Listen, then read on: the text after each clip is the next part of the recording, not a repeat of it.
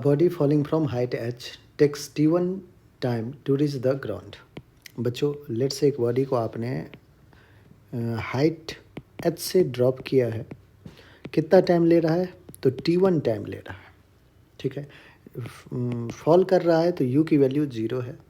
h t acceleration क्या है? Acceleration g है, सब के सब डाउनवर्ड डायरेक्शन में है। तो आप एक इक्वेशन यूज़ कर सकते हैं कांस्टेंट एक्सेलरेशन के लिए, s is equals to u t plus half of a t square. s है h, डिस्प्लेसमेंट h है, u t 0 हो जाएगा क्योंकि u 0 है, हाफ ऑफ एक्सेलरेशन g हो जाएगा, टाइम t1 का स्क्वायर कर लीजिए। तो h के आगे आपके पास हाफ g t1 का स्क्वायर। तो बच्चों ये हमारा फर्स्ट इक्वेशन है, इसको आप एज इट इज रहने दीजिए। कह रहा है कि the time taken to cover the first half of the height is, let's say बच्चों यहाँ से चलना शुरू किया और यहाँ तक पहुँच गया है। फर्स्ट हाफ ऑफ हाइट मतलब h/2, लेट्स से टाइम ले रहा है कितना? t2 कर देते हैं, t2 ले रहा है, ठीक है। अब आइए t2 के लिए भी आप इक्वेशन लिख सकते हैं।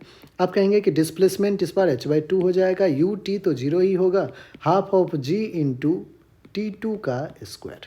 कोई दिक्कत नहीं बच्चों। Time taken to cover first half of height मतलब t2 क्या होगा वही हमें फाइंड आउट करना है बच्चों।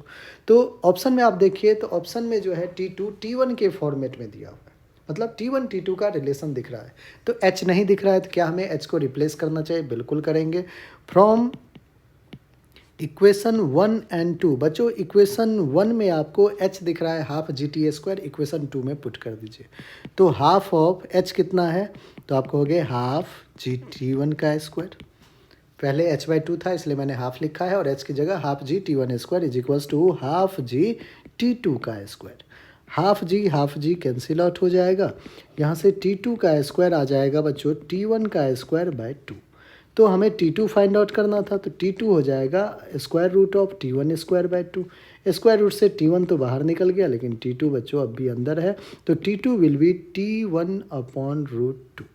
क्या आ जाएगा? t2 will be t1 upon root 2। और बच्चों एक बार ऑप्शन मैच कीजिए, t1 अपॉन रूट 2 कौन सा है? ऑप्शन 1 है, और 1 ही हमारा क्या है? बिल्कुल करेक्ट आंसर है। ठीक है बच्चों, चलो।